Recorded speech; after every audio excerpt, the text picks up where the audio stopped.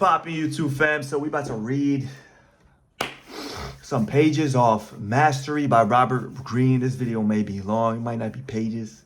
It might be like 39 pages. Google preview. Let's get it. But yeah, we out here. So we're reading Mastery by Robert Greene. Introduction. The ultimate power. All right, we gotta lower this a little bit. Get my editing skills up. How's that? That's good. Okay, matter of fact, I gotta zoom in a little bit. Okay, so introduction, the ultimate power. Can y'all see me? Is this a good angle? Matter of fact, how about I just go like this? Here we go. Perfect. You got the Supreme right there too. The Apple logo, sponsor me, Supreme Apple. I'm right here. All right, introduction, the ultimate power. Everyone holds his fortune in his own hand. Like a sculptor, the raw material he will fashion into a figure, but it's the same with that type of artistic activity as well as with all others. We're merely born with the capability to do it. The skill to mold the material into what we want must be learned and attentively cultivated. Johann Wolfgang von Goethe. There exists a form of power and intelligence that represents the high point of human potential. It is the source of the greatest achievements and discoveries in history. It is an intelligence that is not taught in our schools nor analyzed by professors, but almost all of us at some point have had glimpses of it in our own experience. It often comes to us in a period of tension, facing a deadline, the urgent need to solve a problem, a crisis of sorts, or it can come as a result of the constant work on a project. In any event, pressed by circumstances, we feel unusually energized and focused.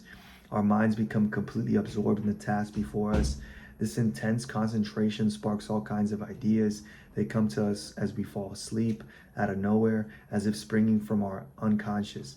At these times, other people seem less resistant to our influence. Perhaps we are more attentive to them, or we appear to have a special power that inspires their respect. We might normally experience life in a passive mode, constantly reacting to this or that incident, but for these days or weeks, we feel like we can determine events and make things happen. We could express this power in the following way. Most of the time, we live in an interior world of dreams, desires, and obsessive thoughts. But in this period of exceptional creativity, we're impelled by the need to get something done that has a practical effect. We force ourselves to step outside our inner chamber of habitual thoughts and connect to the world, to other people, to reality. Instead of flitting here and there in a state of perpetual distraction, our minds focus and penetrate to the core of something real. At these moments, it is as if our minds turned outward are now flooded with light from the world around us and suddenly exposed to new details and ideas. We become more inspired and creative.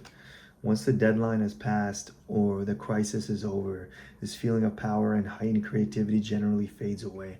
We return to our distracted state and a sense of control is gone. If only we could manufacture this feeling or somehow keep it alive longer. But it seems so mysterious and elusive. The problem we face is that this form of power and intelligence is either ignored as a subject of study or is surrounded by all kinds of myths and misconceptions, all of which only add to the mystery. We imagine that creativity and brilliance just appear out of nowhere, the fruit of natural talent, or perhaps of a good mood, or an alignment of the stars. It will be an immense help to clear up the mystery, to name this feeling of power, to examine its roots, to define the kind of intelligence that leads to it, and to understand how it can be manufactured and maintained. Let us call this sensation mastery, the feeling that we have a greater command of reality, other people, and ourselves. Although it might be something we experience for only a short while, for others, masters of their field, it becomes their way of life, their way of seeing the world. Such masters include Leonardo da Vinci, Napoleon Bonaparte, Charles Darwin, Thomas Edison, and Martha Graham, among many others. And at the root of this power is a simple process that leads to mastery, one that is accessible to all of us. The process can be illustrated in the following manner. Let us say we are learning the piano or entering a new job where we must acquire certain skills. In the beginning, we are outsiders. Our initial impressions of the piano or the work environment are based on prejudgments and often contain an element of fear. When we first studied the piano, the keyboard looks rather intimidating.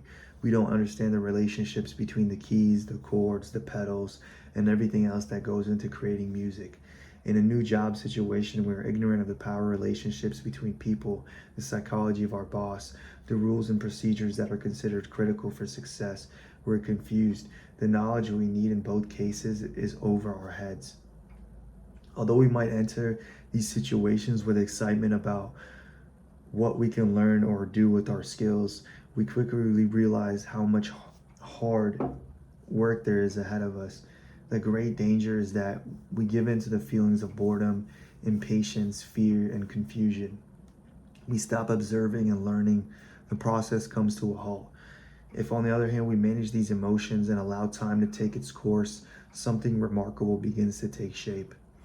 As we continue to observe and follow the lead of others, we gain clarity, learning the rules and seeing how things work and fit together. If we keep practicing, we gain fluency. Basic skills are mastered, allowing us to take on newer and more exciting challenges. We begin to see connections that were invisible to us before. We slowly gain confidence in our ability to solve problems or overcome weaknesses through sheer persistence. At a certain point, we move from student to practitioner. We try out our own ideas, gaining valuable feedback in the process. We use our expanding knowledge in ways that are increasingly creative. Instead of just learning how to others do things, we bring our own style and individuality into play. As years go by and we remain faithful to this process, yet another leap takes place to mastery. The keyboard is no longer something outside of us. It is internalized and becomes part of our nervous system, our fingertips, in our career. We now have a feel for the group dynamic, the current state of business. We can apply this feel to social situations, seeing deeper into other people and anticipating their reactions. We can make decisions that are rapid and highly creative. Ideas come to us. We have learned the rules so well that we can now be the ones to break or rewrite them. In the process leading to the ultimate form of power, we can identify three distinct phases or levels. The first is the apprenticeship. The second is a creative active. The third, mastery. In the first phase, we stand on the outside of our field, learning as much as we can of the basic elements and rules. We have only a partial picture of the field, and so our powers are limited. In the second phase, through much practice and immersion, we see into the inside of the machinery, how things connect with one another, and thus gain a more comprehensive understanding of the subject. With this comes a new power, the ability to experiment and creatively play with the elements involved. In the third phase, our degree of knowledge, experience, and focus is so deep that we can now see the whole picture with complete clarity. We have access to the heart of life, to human nature and natural phenomena. That is why the artwork of the masters touches us to the core. The artist has captured something of the essence of reality. That is why the brilliant scientist can uncover a new law of physics, and the inventor or entrepreneur can hit upon something no one else has imagined. We could call this power intuition, but intuition is nothing more than pages 4 and 5 are not shown in the preview. That's why you should cop the book. You guys already cop Robert Greene's book. Some have speculated that it was their standing on two legs which freed up the hands to make tools with their opposite thumbs, opposable thumbs, and precision grip, but such physical explanations miss the point. Our dominance, our mastery does not stem from our hands, but from our brains. From our fashioning the mind into the most powerful instrument known in nature, far more powerful than any claw. And at the root of this mental transformation are two simple biological traits, the visual and the social, that primitive humans leveraged into power. Our earliest ancestors were descended from primates, which I don't believe is true.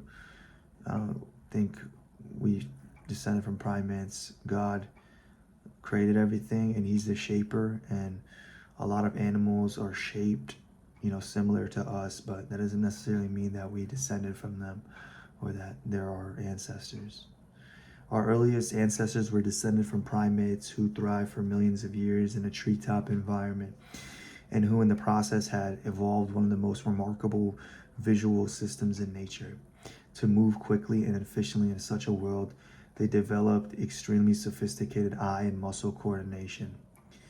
So that's just what we can take from God creating those animals, and you can say all glories to God for creating animals in such a way that their environment and their eyesight and their vision and their bodily organs are tuned perfectly to, you know, live synonymously with the environment. Like fish have gills, primates have. That's just the beauty and the power and the divinity of God creating those beings. He's the shaper, so he can shape life into however he deems fit. And we take a lot of, you can appreciate God more when you look into the intricacies of how things are created and how they work in the world, how primates, etc., how even a human body. It's insane. Like, the more technology we use, the more we realize how sophisticated and intricate and detailed human mind is, the brain, the body, the world. Like, if the moon was an inch closer or something was off by just millimeters or inches, this world would collapse. And to think that just came out of nothingness, how it's so perfect and it's designed so well, it wouldn't make sense. The same way that this computer that I'm using and I'm reading off of was designed by somebody. There's always a designer. God is the designer of us all. He's the greatest artist ever. Their eyes slowly evolved into a full frontal position on the face, giving them binocular stereoscopic vision. This system provides the brain a highly accurate, three-dimensional and detailed perspective, but is rather narrow. Animals that possess such vision, as opposed to eyes on the side of the or half side, are generally efficient predators like owls or cats. They use this powerful sight to home in on prey in the distance. Tree-living primates evolved this vision for a different purpose: to navigate branches, to spot fruits, berries, and insects with a greater effectiveness. They also evolved elaborate color vision. When our earliest human ancestors left the trees and moved to the open grasslands of the savanna, they adopted an upright stance, possessing already this powerful visual system. They could see far into the distance. Giraffes and elephants might stand taller, but their eyes are on the sides, giving them instead panoramic vision. This allowed them to spot predators far away on the horizon and detect their movements even in twilight. Given a few seconds or minutes, they could plot a safe retreat.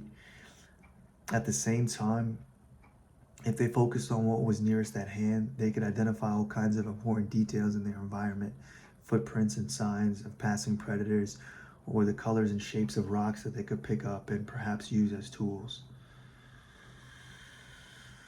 So I'm going to end it there. That's just the first 6 pages, and it's really interesting. I'm probably going to read more on my own. But I hope you guys enjoyed me just reading and articulating this beautiful book here. Yeah, I hope you guys enjoy it. Leave a comment down below. Let me know what are some of your favorite quotes from this book.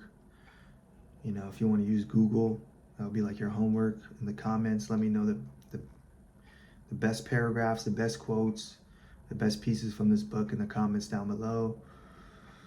Peace and love. Hit the like button, subscribe for more, share this video. Love y'all. Let's get it.